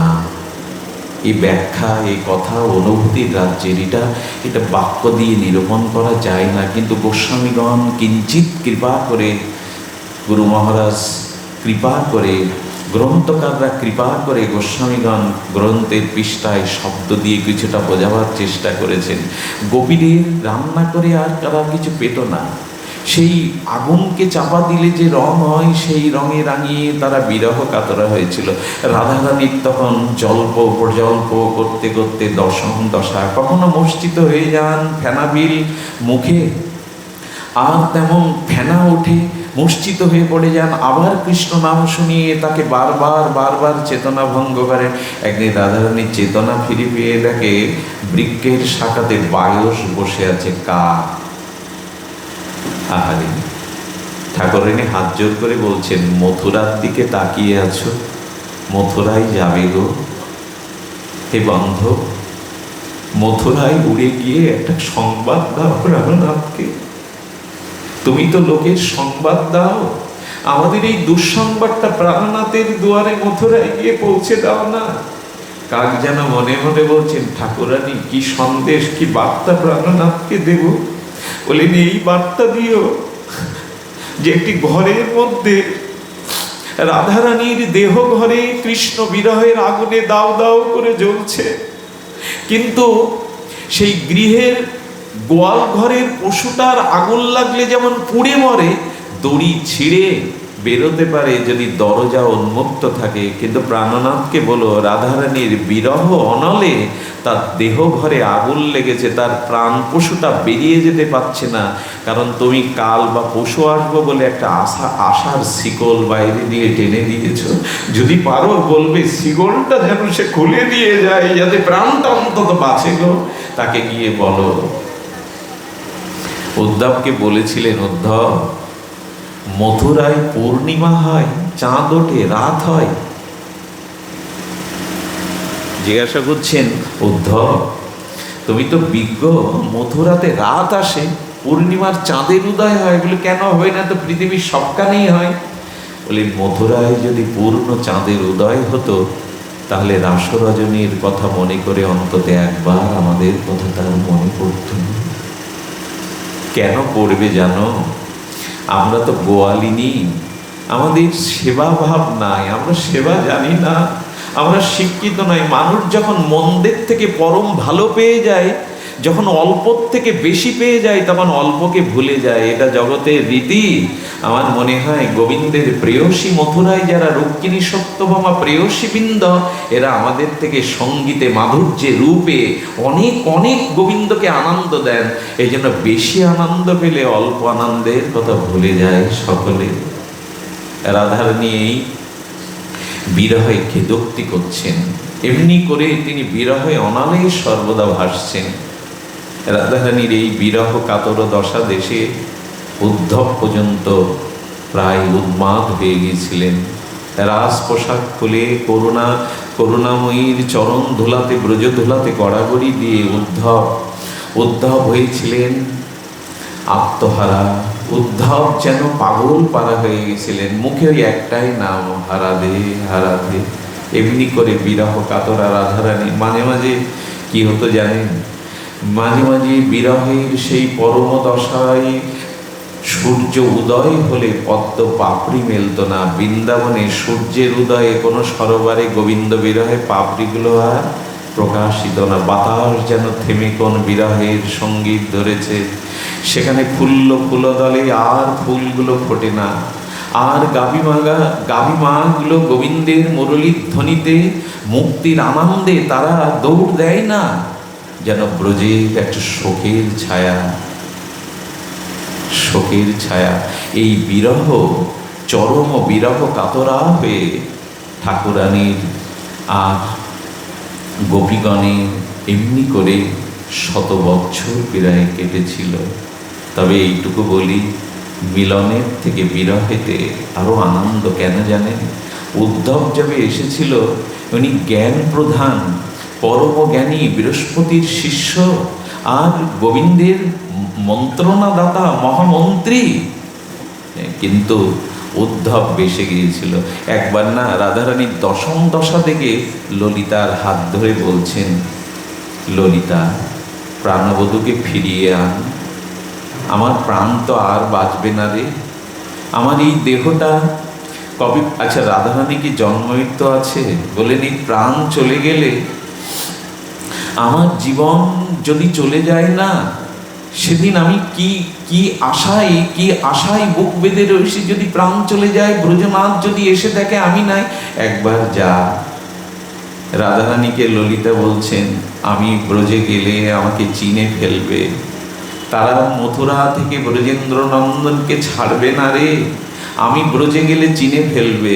হ্যাঁ, সখীবৃন্দ মন্ত্রণা করলে বললেন, তুই যোগিনী রূপ ধরে যা, তুই যোগিনীর রূপ ধরে যা, যোগিনীর রূপ ধরে গেলে তুই দেখতে পাবি। রাধারানী কানে কানে কি যেন বলে দিলেন, শুনুন এই বিরহের বার্তা বড় মাধুর্যময়। ললিতা যোগিনী বেশে আর যোগীন হয়ে চলেছেন। চলতে চলতে মথুরার নরেশের রাজপ্রাসাদের সামনে এসে বলছেন, আচ্ছা এখানে আমাদের প্রাণনাথ, আমাদের ব্রজনাথ কোথায় থাকে, আমি কি করে পাবো? বলেন, হ্যাঁ একটা যুক্তি আছে, একটা মন্ত্র আছে, বললে আমাদের প্রাণনাথকে আমরা জানতে পারবো। উনি কি করলেন জানে? রাধা নাম গুণকীর্তন শুরু করে দিলেন। যেই রাধা নাম গুণকীর্তন শুরু করে দিলেন, সকলে বলছে, কে তুমি, এই নাম তো এখানে কেউ, এখানে ব্রজেন্দ্র নন্দন নয়, এখানে বাসুদেব নন্দন দ্বারকাধীশ শ্রীকৃষ্ণেরই যাদবপতি দ্বারকাধীশ নামে খ্যাত, এই নাম তো এখানে শুনিনি। রাধা নাম এখানে কেউ গায় না, এই জন্য জয় জয় রাধা নাম বৃন্দাবন যার ধাম। বৃন্দাবনের বাহিরে রাধারামের প্রকাশ বা কোথায় গো? এই জন্য ললিতা চিন্তা করলো, না এই সঙ্গীত, এই রাজপথে গেলে আমি গোবিন্দকে পাবে না। সন্ধ্যার আধার যখন নেমে এসেছে, সেই বৃন্দাবনের গোবিন্দের রাজপুরীতে কি করে ঢুকবে? তবে সাধুদের, যোগীদের, মুনিদের গোবিন্দ বড় আদর করেন, তাই দুয়ারীরা বাধা দেয়নি, একটু দর্শন করবার জন্য দ্বারকাধীশের জন্য দুয়ার খুলে দিয়েছিলেন। ললিতা কি করেছিলেন জানেন? যোগীন বেশে উনি পুষ্পকাননে বসে বসে সন্ধ্যার পরে জয় রাধে মন্ত্র যেই রাধে নাম বলেছেন, গোবিন্দ অন্তর্মহল থেকে প্রকম্পিত হয়ে রুদ্রেশ্বরে ছুটে এসেছেন। ললিতা আরো আড়ালে গেছে, কে এখানে রাধা নাম করলো? কে প্রেয়সী ঠাকুরানীর নাম নিল? কে আমার প্রাণের সেই অনুভববেদ্য নাম নিল? ললিতা বলছিল, এখনো তাহলে ভুলে যায়নি, একটু আড়ালে গেছে। উনি বারবার সরে যাচ্ছেন, আবার রাধা বললে ওখানে লুটিয়ে পড়েছেন, কে গো, আর অদর্শন থেকো না, কে আমার প্রাণবধূর, আমার এই নাম তুমি স্মরণ করিয়ে দিলে, কে তুমি? ললিতা বলছে, চিনতে পারছো না মাধব? একদিন যার পিছনে হাত জোড় করে কাকতি মিনতি করতে, একটু প্রিয়াজিকে দেখিয়ে দাও, দর্শন করিয়ে দাও, আজ আমাকে চিনতে পারছো না? গোবিন্দ কতদিন ললিতা বিশাখার কাছে করজোরে অনুনয় করেছে, দাও না, একটু প্রিয়াজির দেখা করিয়ে দাও, আজ তাকে চিনতে পারছো না? গোবিন্দ বলছেন, কে তুমি? আমাকে চিনবে না, আমাকে তুমি জানবে না, তবে তুমি এখানে কেন এসে রাধা নাম করছো? বলে, বিচার চাইতে এসেছি। তুমি তো রাজা, মথুরা নরেশ, রাজার কাজেই তো মানুষ বিচার দেয়। আমি বিচার চাইতে এসেছি, বিচার দাও, বিচার উপযুক্ত, তুমি বিচার করো। কি বিচার? বলে, জানো আমার একটা প্রেমময় নীলমণিকে এই মথুরা একজন চুরি করে, জোর করে হরণ করে এনেছে, আমি সেই নীলমণি ফেরত চাই। ললিতাজি বলছেন, আমি বিচার চাইতে এসেছি, রাজার কাজ তো প্রজাদের বিচার করা, অন্যায়ের বিচার করা, ন্যায় দেওয়া। তুমি বলো, আমার একটা নীলমণিকে, মহামূল্যবান, যা ছাড়া প্রাণ ধারণ করি না, তাকে চুরি করে এখানে এনেছে, আমি সেই চোরের বিচার চাই। বললেন, নামটা বলবে তো? কে তোমাদের প্রাণ চুরি করে নিয়ে এসেছে? মহামূল্যবান মণি, প্রাণমণি, চিন্তামণি কে চুরি করে এনেছে? নামটা বলবে তো? বললেন, চুরি যে করেছে বিচার করো তুমি। চুরি করেছ আর কেউ না, তুমি আমাদের প্রাণটা, ঠাকুরানীর প্রাণটা চুরি করে তুমি নিয়ে এসেছো, আমি বিচার চাই। তখনই বুঝলেন ইনি ললিতা। চরণে লুটিয়ে পড়ে কি করলেন জানেন? ললিতার দোকানের হাত করপল্লবে দিয়ে বলছেন, ঠাকুরানী কেমন আছে গো? কেমন আছে গো? আমি তাদের প্রাণ কেড়ে নিয়ে বড় অন্যায় করেছি ব্রজবাসীদের। আচ্ছা আচ্ছা, আমার মা নন্দ বাবা, যশোদা মা কেমন আছে? ও, তাদের সংবাদ শুনবে? তবে শোনো, মা যশোদা অন্ধ হয়ে গেছে কাঁদতে কাঁদতে। আমার গোপালকে দেখি না তো আর কাউকে দেখবো না। মাঝে মাঝে মাঝে মাঝে নন্দরানী, কৃষ্ণ জননী যখন বাম চোখ বা দক্ষিণ হস্ত কেঁপে ওঠে, বলে, নন্দ মহারাজ আজ আমার গোপাল ফিরবে। আমার চোখ লাফাচ্ছে, যেন ডান অঙ্গ কম্পিত হচ্ছে, আজ মনে হয় কোনো শুভ সংবাদ পাবো। আমার গোপাল বুঝি এই মা বলে ডাকলো। নন্দ বাবা কাঁদতেও পারে না, কেন জানে? নন্দ বাবা রাজা, ব্রজবাসীদের, যশোদার প্রাণ বাঁচানোর জন্য ভেতরে ভেতরে কাঁদে। যশোদাকে মুখে না বলে মনে মনে বলছেন, আর শুভ লক্ষণ, আর চোখে লাফানো, আর ফিরবে না, আর ফিরবে না। নন্দ বাবা আড়ালে বসে কাঁদে। তুমি একবারের জন্য তো যেতে পারো। আচ্ছা, আমার সখারা কেমন আছে? গোবিন্দ কম ব্যথায় ছিলেন না গো। মাঝে মাঝে রুক্মিণী সত্যভামা শয়ন থেকে জেগে উঠে দেখতো, গোপী বলে, রাধা বলে গোবিন্দ স্বপ্নের মধ্যে কেঁদে উঠত, বিছানার বালিশটা ভিজিয়ে দিত, রাধা রাধা বলে কাঁদত। গোবিন্দ মথুরার দিকে তাকিয়ে মাঝে মাঝে উদ্ধবকেই বেদনা জানাতো। উদ্ধব, ব্রজের সেই বাঁশুরি, ব্রজের সেই গোপী, নন্দ বাবা, ধেনু বৎসগণ, আমার রাজমুকুট ভালো লাগে না, আমার রাজমুকুট, রাজ সম্মান, সিংহাসন ভালো লাগে না, আমার মন চাই ব্রজের সেই নিভৃত নিকুঞ্জ যেতে। উদ্ধব যেতে পারি না। গোবিন্দ কাঁদেন। ভক্ত কেন কাঁদবে? শুধু ভক্ত যদি দুফোঁটা চোখের জল ফেলে না, গোবিন্দ কোটিগুণ চোখের জল তার জন্য ফেলে। আমার সখাগণ কেমন আছে? বলেন, ওরা গোষ্ঠে আসে, ওরা গোষ্ঠে আসে, মধুমঙ্গল আসে, জানো? দনশোকা, মনশোকা, এগুলো গোবিন্দের সখার নাম। এসে মধুমঙ্গলকে বলে, মধুমঙ্গল ধনশোকা বলে। মধুমঙ্গল বলছেন, আজকে প্রতিজ্ঞা করছে আমার গোবিন্দ আসবে, আমার চোখ লাফাচ্ছে, আমার শুভ লক্ষণ দেখা দিয়েছে, পাখি ডেকেছে, গোবিন্দ আসবে। মধুমঙ্গল বললেন, আসবে না। মন বলছে যেন আসে, কিন্তু বলছে আসবে না রে। শোন রে ধনশোকা, যদি গোবিন্দ আসে না, আমার যা কিছু আছে সব তোকে দিয়ে দেব। মনে মনে বলছেন গোবিন্দ যেন আসে, বাইরে বলছেন আসবে না। সকালে কি করে, যখন গধূলি রক্তি অনুরাগ নেমে আসে, তখন ও মথুরার দিকে তাকিয়ে মনে করে, এই বুঝি এলো, এই বুঝি এলো। যখন সন্ধ্যা নেমে যায়, সকাল একে অপরকে জড়িয়ে ধরে বলে, আর এলো না রে কানাই, এলো না রে কানাই, আর ফিরবে না। জড়িয়ে ধরে কাঁদতে কাঁদতে মাঝে মাঝে পাষাণে মাথা ঘটে। সুদামা ধনশোকা মাথা ঘুটিয়ে রক্তাক্ত করে, বলে, তোকে ছাড়া বাঁচবো না রে ভাই কানা, ফিরে আয়, তোকে ছাড়া। এগুলো আবেগ নয়, ভগবানের জন্য বিরহ চায়।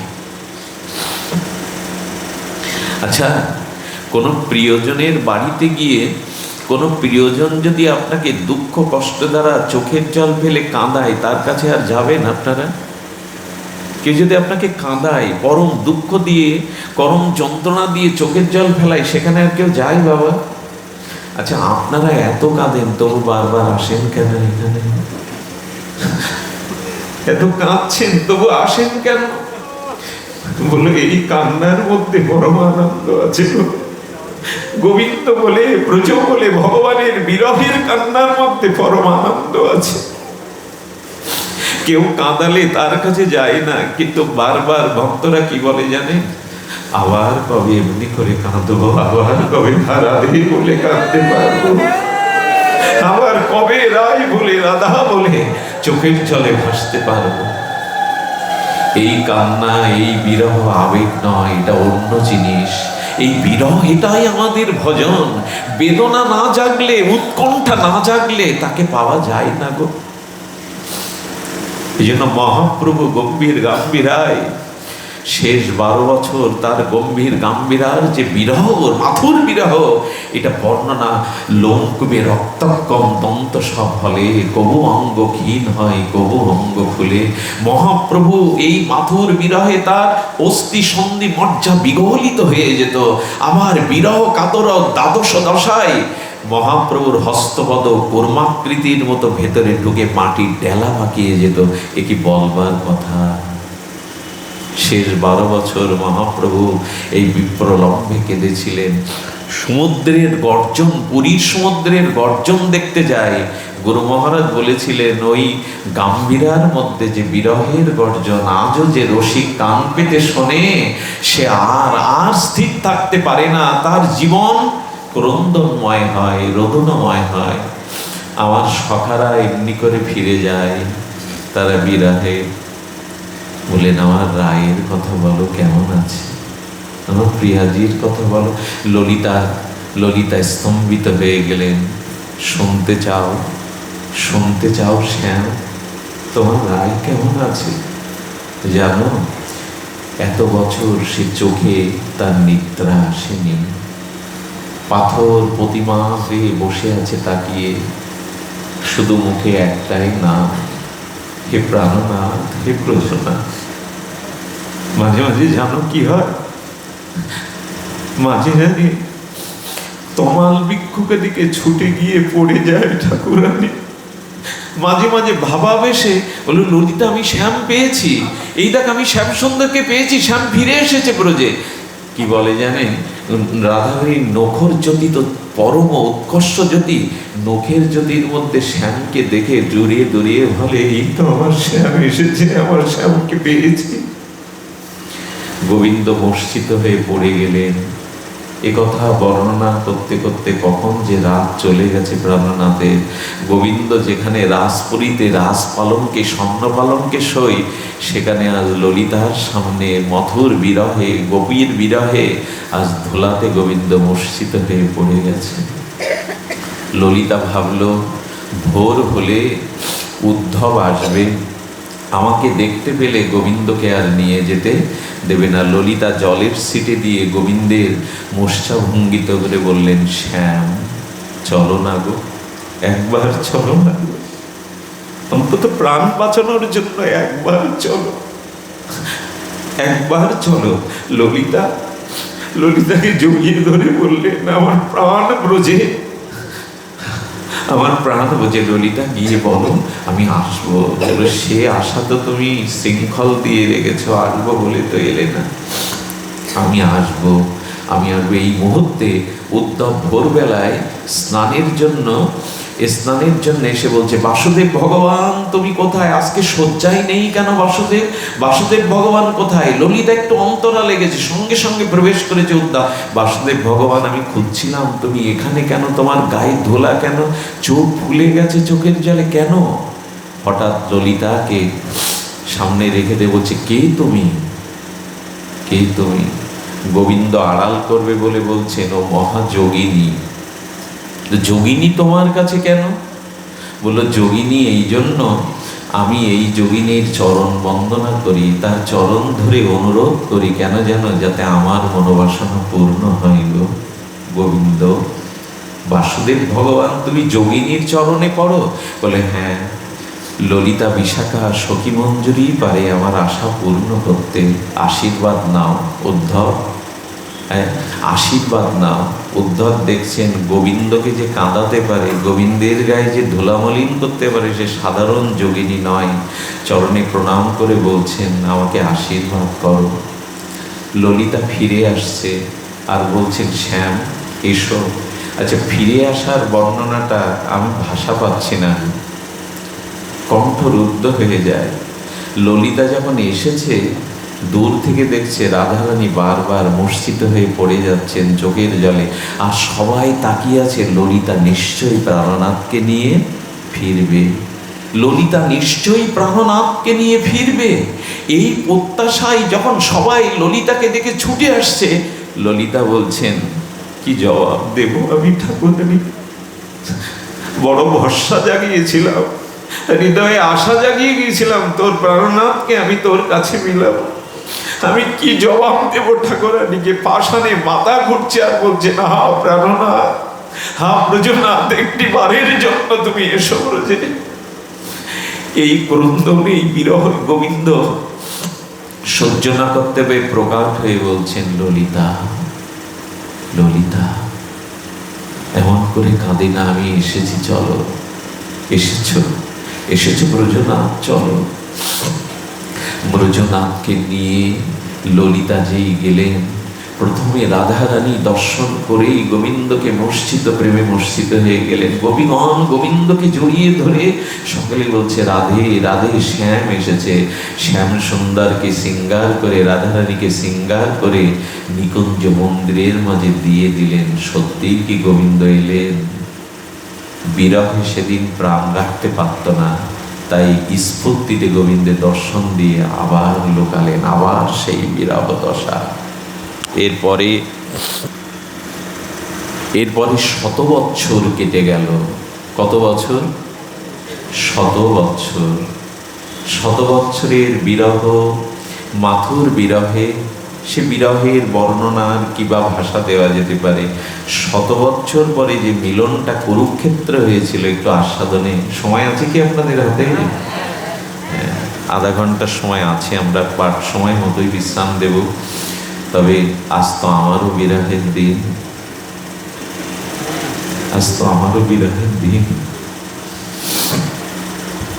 আমি একটু ভাবাবেগী, এই দুর্বলতাকে ক্ষমা করবেন, আবেগকে ক্ষমা করবেন। কুরুক্ষেত্রে মিলন হয়েছিল, দ্বারকা আর ব্রজের মিলন। এই দ্বারকা ব্রজের মিলনে গোবিন্দ সংবাদ দিয়ে নিমন্ত্রণ করে পাঠিয়েছিল, আমি কুরুক্ষেত্রে মিলিত হব তোমাদের সাথে, আমি কুরুক্ষেত্রে তোমাদের সাথে মিলিত হব 100 বছর পরে। সেটি সবাই গেল, নন্দ বাবা, ব্রজবাসীরা, গোপীরা, রাধা ঠাকুরানী গিয়ে না বড় বড় তাঁবু তৈরি করে সেখানে কুরুক্ষেত্রে গোবিন্দ দর্শনের, গোবিন্দ মিলনের জন্য, এটাকে বলে ব্রজ এবং দ্বারকা মিলন। দ্বারকা মথুরার, দ্বারকা বৃন্দাবনের মিলনস্থলী কুরুক্ষেত্রে গোবিন্দকে লাইন দিয়ে যোগী, ঋষি, মনীন্দ্রগান, জ্ঞানীগণ, অমলাত্মা, বিমলাত্মগান গোবিন্দকে পুষ্পাঞ্জলি বরণ করবার জন্য লাইন দিয়ে দাঁড়িয়ে আছে। আচ্ছা, ব্রজবাসীদের পোশাক দেখেছেন? রাজ পোশাক কি? ব্রজবাসীদের পোশাক রাজ পোশাক না। তো কি করেছেন ব্রজবাসীরা? ব্রজবাসীরা সেখানে ঢুকতেই পাচ্ছে না। আচ্ছা, কোনো প্রখ্যাত মানুষের জন্য যদি লাইন পড়ে না, তা আমাদের মতো সাধারণ মানুষ কি করবে? পেছনে পেছনে কে দাঁড়িয়ে জানেন? নন্দ বাবা, মা যশোদা। তাদের পোশাক আলু থালু শোকে, আর নন্দ বাবা যশোদা তো হাঁটতেই পাচ্ছে না, গোবিন্দ বিরহে দুঃখে তারা বড় দুর্বল। কি বলছে জানেন? লাইন দিয়ে যারা দাঁড়িয়েছে গোবিন্দকে, তারা অভ্যর্থনা দিচ্ছে, স্তুতি করছে, প্রণতি করছে, তখন বলছেন, আমাদের কৃষ্ণ কোন জায়গায় আছে বলে দিতে পারো? নন্দ বাবা বলছেন, এই বুড়ো, মথুরার বা অন্যান্য যারা বলছে, এই বুড়ো, ভালো করে কথা বলতে পারে না, আমাদের কৃষ্ণ মানে বলো দ্বারকাধীশ, হ্যাঁ বলো জগদীশ্বর। নন্দ বাবা হেসে বললেন, তোমরা তাকে কি নামে দেখো জানি না, তবে আমার কাছে সে নন্দলালা, আমার গোপাল। বলতে পারো কৃষ্ণ কোথায় আছে? নন্দ বাবা ভিখারির ন্যায় লাইনে দাঁড়ানো জিজ্ঞাসা করছেন, আর কত কাঁদাবে তুমি? আর কত বিরহ দেবে এদের তুমি?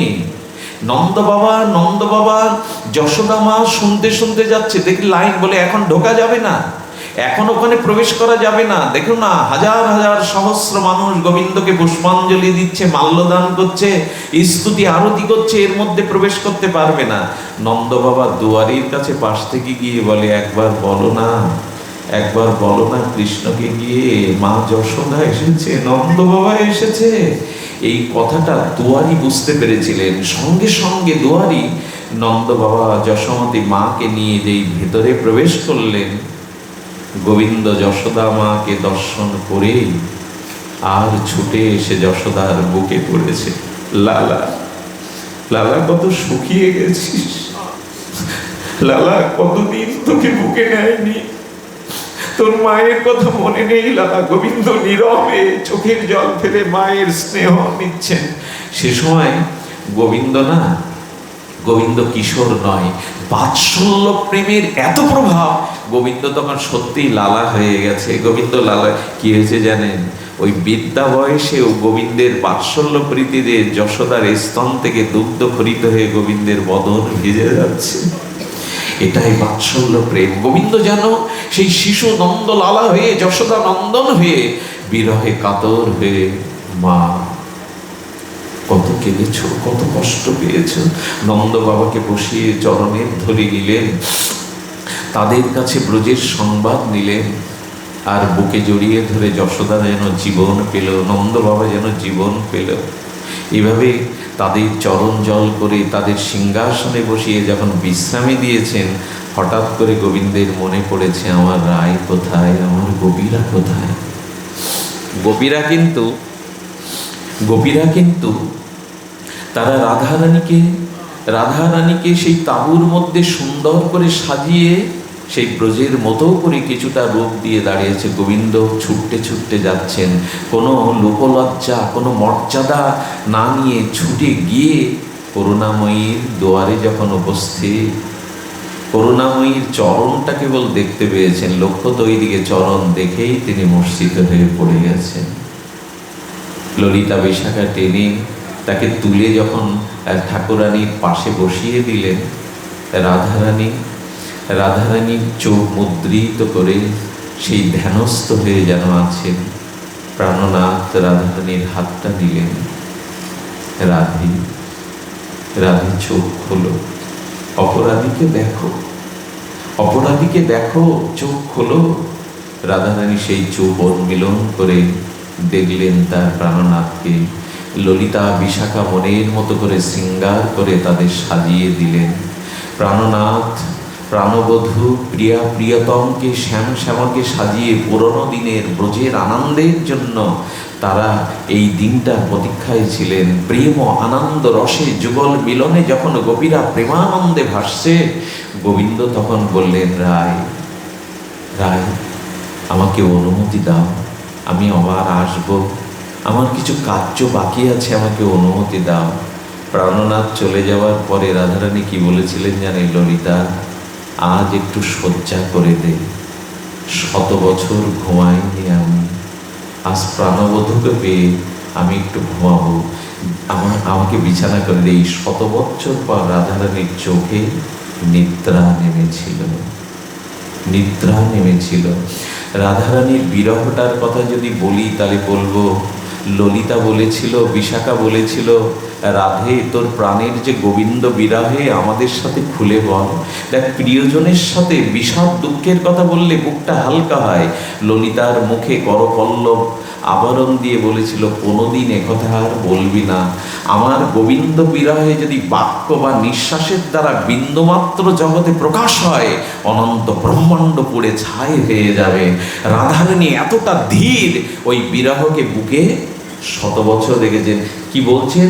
যদি নিঃশ্বাস দিয়েও গোবিন্দের বিরহটা একটু বাইরে প্রকাশ হয়, অনন্ত ব্রহ্মাণ্ড পুড়ে যাবে। মিথ্যা সংবাদ নয়। রাস 5 অধ্যায় যখন পাশ করছেন না গোস্বামীরা, একজন গোস্বামীকে প্রণাম করতে গিয়ে দেখলেন গোস্বামীর চোখে জল নেই। উনি রাসের বিরহ কীর্তন করছেন, বর্ণনা করছেন, অথচ সবাই কাঁদছে, গোস্বামীর চোখে জল নেই। কি দেখলেন জানেন? গোস্বামীর মাথার উপরে 2-3 হাত উপরে গাছ থেকে একটা পাতা পড়ছিল, আর গোস্বামী রাধা বিরহের বর্ণনা করতে করতে একটি নিঃশ্বাস ছেড়েছেন, তাতে ওই পাতাটা দপ করে চলে উড়ে ছাই হয়ে গেল। এটা মিথ্যা নয়, বিরহের আগুনের থেকে কোনো আগুন নয় গো। এই বিরহ এমনি করে রাধারানীর চোখে 100 বছর নিদ্রা কেড়ে নিয়েছিল। আজ একটু ঘুমাবো। প্রাণনাথ যখন চলে গেছে, গোবিন্দকে প্রফুল্ল দেখে, গোবিন্দের অঙ্গে আরো অতীব চিন্ময় গন্ধ দেখে রুক্মিণী প্রেয়সীবরা বলছেন, কার কাছে গিয়েছিলে সুন্দর? কার কাছে গিয়েছিলে দ্বারকাধীশ? তোমার গায়ে এত দিব্য গন্ধ কেন? বলল, আমার নয়নের নয়ন, আমার জীবনের জীবন ঠাকুরানীকে দর্শন করতে গিয়েছিলাম। রাধেকে দেখতে গিয়েছিলে, আমাকে কেন নিয়ে যাওনি? আমার যে অনেক দিনের ইচ্ছা, অভিলাষ, আমি রাধারানীকে দেখব। হ্যাঁ, রাধারানীকে দেখবো। ছুটতে ছুটতে একটু গরম দুধ নিয়ে গেছেন, রাধারানীকে যদি সেবা করা যায়। ছুটতে ছুটতে গিয়ে ললিতাকে দুয়ারে দেখেই চরণে পড়েছেন। এত রূপবতী রাধারানী, যা শুনেছিলাম জেনেছিলাম তার থেকে কোটি রূপবতী মাধুর্য রূপ ললিতাকেই রাধা ভেবে চরণে পড়েছে। ললিতা বলছে, ওঠো ওঠো ওঠো, হে দ্বারকার প্রেয়সীবৃন্দ ওঠো। আমি রাধা নই, আমি রাধার দাসী মাত্র, আমি রাধার সখী মাত্র, আমি নই রাধা। প্রেমময়ী ভেতরে আছে, ভেতরে যাও। বলিন, এটা যদি রাধারানীর দাসীর সখীর রূপ হয়, না জানি প্রেমময়ী কেমন গো। রুক্মিণী দেবী যেই দুয়ারে গেলে, রাধারানী তো সাহিত্য ছিলেন, ওনার চরণটাই চোখে পড়েছে। আসলে মহিমা তো রাধারানীর চরণেই। ওই চরণটা গোবিন্দ হাতে নয়, মাঝে মাঝে বুকে নেয়, বুকে নেয়, মাঝে মাঝে মাথায় নিয়ে বলে, কি বলে, তমসি মম জীবনং, তমসি মম ভূষণং, তমসি মম জলদিবগ্নং, সরখর মণ্ডলাং দেহি পদপল্লব মহোদরাম। রাধারানী চরণ দোকানা মাথায় নিয়ে নেন গোবিন্দ, বুকে জড়িয়ে ধরে ক্রন্দন করেন। ওই চরণ রুক্মিণী দেবী দেখার সাথে সাথে চরণে পড়ে গেলেন। এমন চরণ হয় গো। কি বলেছিলেন জানেন? কথাটা মনে নিয়ে যান। রুক্মিণী দেবী বলেছিলেন, আমি গোবিন্দকে আজই ত্যাগ করে এই চরণের দাসী হব, আর গোবিন্দের কাছে ফিরে যাব না। যার চরণ দেখলে গোবিন্দকেও ত্যাগ করতে ইচ্ছা হয়। যারা এই চরণ বুকে নিয়ে ভজন করে না, এরা এই জীবনে বড় ধন্য গো। রাধারানীর চরণ যারা অন্তত মানুষ নেত্রে একবার করে স্মরণ করেন, তারা বড় ধন্য গো। করুণাময়ীর চরণ চিন্তা যদি কারো চিত্তে উদয় হয় না, আপনার এ জন্ম না, বহু জন্মই ধন্য হয়ে যাবে। রাধারানীর চরণে পড়ে যখন কেঁদে বলছেন, আমি গোবিন্দকেই ত্যাগ করলাম, আর গোবিন্দের কাছে ফিরে তুমি আমাকে দাসী করে নাও। এই স্পর্শ পেয়ে চোখের জল বিন্দু বিন্দু ঝরে পড়ছে। রাধারানী উঠলেন। রাধারানী উঠে বললেন, কে তুমি? আমি তোমার দাসী আজ থেকে, আমি রুক্মিণী দেবী। তার রূপের আলোক ছটায়, দিব্য প্রেমময় মাধুর্য রস ছটায়। রুক্মিণী দেবী মুখের দিকে তাকিয়ে আর নয়ন ফেরাতে পারছেন না। রাধারানীকে বলছেন, একটা জিজ্ঞাসা ছিল প্রিয়াজি। জিজ্ঞাসাটা হলো এই, 16,108 জন আমরা তার প্রেয়সী, তার মধ্যে আমরা 8 মহীয়সী তার প্রিয়। কিন্তু বলতে পারো, এতটা বছর সেবা করে তার হৃদয় থেকে তোমার নাম, তোমার মহিমা আমাদের থেকে কোটি গুণ কেন গোবিন্দ হৃদয়ে স্মরণ করেন? তোমার যোগ্যতা, তোমার গুণাবলী যদি প্রিয়াজি একটু বলতে। প্রিয়াজি হেসে বলেছিলেন, রাধারানী, গোবিন্দকে আমি আমার নিজের কাছে রাখতে চাইনি। সে যেখানে সুখ পাবে, যেখানে আনন্দ পাবে, আমি সবাইকে দিয়ে দিয়েছি। আমার বলে আমি গোবিন্দকে আটকে রাখিনি। আমার গোবিন্দ যদি কোনো সখীকে দেখে তার ভালো লাগে, আমি গোবিন্দকে সাজিয়ে সখীর হাতে দিয়ে বলি, আজ থেকে গোবিন্দকে তোমায় দিলাম, তবুও বলবো গোবিন্দ আমার। পারবে তো? কোনো স্বামীকে কোনো স্ত্রী সহধর্মিণী অন্যের কাছে দিয়ে তবু বলতে পারবে তো, তবু তুমি প্রিয় আমার? এই হলো রাধারানীর মহিমা। রাধারানীকে দেখে তখন বলছে, বুঝেছি গোবিন্দ কেন, গোবিন্দ কেন তোমার প্রতি সর্বস্ব জানো রাধে। স্বপ্নের মধ্যে রাধে রাধে বলে কেঁদে ওঠে, বালিশ ভিজিয়ে দেয়। প্রাণনাথকে সেবা করে আমরা মন পাইনি রাধে, আজ থেকে চরণে রেখে দাও। রাধারানী বললেন, তাকে সেবা করো, তাকে সুখ দাও। রাধে, একটু দুগ্ধ এনেছিলাম, যদি সেবা নিতে। রাধারানীকে দুগ্ধটা পান করালেন, করে না বললেন, আমি ফিরে যাব না গো, তোমার চরণে আশ্রয় দাও। রুক্মিণী দেবীর মতো, রুক্মিণী কি সাধারণা? সাধারণ নয়, তিনি সাক্ষাৎ লক্ষ্মী। তিনি বলছেন, আমি গোবিন্দকেই ছেড়ে দেবো, দ্বারকা ছেড়ে দেব। আসলে আমরা গুরু মহারাজের কৃপায়, শশা গুরুর কৃপায় পেয়েছিলাম চরণ ভজন, কিন্তু আমরা ছাড়তে পারলাম না কিছু। বিষয় বাসনা ছেড়ে এই চরণ জড়িয়ে ধরতে পারলাম না। রুক্মিণী দেবী ভাবে আর টালমাটাল হতে হতে সন্ধ্যায় যখন গোবিন্দের চরণকে সেবা করছে, কি দেখলো জানে? গোবিন্দের চরণটা পুড়ে ঠোলা উঠে গেছে, লাল। প্রাণনাথ, তোমার চরণে এই তাপ কোথায় লাগলো? তোমার চরণে কেন ফোস্কা উঠেছে লাল? কে পোড়ালো তোমার এই চরণ? রুক্মিণী দেবীর দিকে তাকিয়ে বলেন, একটু আগে তো তুমিই পুড়িয়ে দিলে, একটু আগে তো তুমিই পোড়ালে, আমি তোমার চরণ পোড়াবো গো? এ তো স্বপ্নেও ভাবি না। কি হয়েছে বলো? বলে, যাকে দুধ খাওয়াই আসলে না, তার হৃদয়ে আমার চরণ ছাড়া আর কিছু নেই গো। গরম দুগ্ধ খাইয়েছে রুক্মিণী দেবী রাধারানীকে, আর হৃদয়ে গোবিন্দের চরণে গরম দুগ্ধটা সেবা উপযোগী নয়, এই জন্য তাপে পুড়ে গেছে। এরপর আর কোনো ব্যাখ্যা চলে গো? দুধ খাইয়েছে ঠাকুরানীকে, চরণ পড়েছে কার? আহারে, গোবিন্দ যখন উত্তর গোষ্ঠ থেকে ফিরতেন না, রাধারানী চিলেকোটার উপরে দিকে গোবিন্দকে দেখতেন, আর তার চরণ যখন ওই তপ্ত বালুকণায় পড়ত, রাধারানী সেক খেয়ে যন্ত্রণা পেয়ে বললেন, ললিতা, রাধা জন্ম আমার ধিক, আমি যদি কমল পদ্ম হয়ে জন্মাতে পারতাম। কেন রে? প্রাণবধূর পাটা ব্রজের তপ্ত বালুতে পড়ছে, কত কত তাপ লাগছে, ধিক রাধা জন্ম। আমি পদ্ম হয়ে যদি জন্মাতে পারতাম, প্রভু যেখানে যেখানে পদবিন্যাস করছেন ওখানে পদ্ম হয়ে ফুটে থাকতাম, যেন তার চরণে ব্যথা না পাই গো। এই জন্য রাধারানীর চরণ গোবিন্দের হৃদয়ে। কুরুক্ষেত্রে মিলন হয়েছিল, এর পরের ইতিহাস আমরা আর যাব না। শুধু এইটুকু বলবো, মহাপ্রভুর চরণ আশ্রয় করে আর হরিনামকে সাথে নিয়ে একটু করুণাময়ীর চরণ কৃপার দিকে তাকিয়ে এগিয়ে যান। একদিন না একদিন ব্রজের নিকুঞ্জ কাননে ঠাকুরানী কৃপাময়ী আপনাকে ডেকে নেবে, আপনাকে অবশ্যই ডেকে নেবে।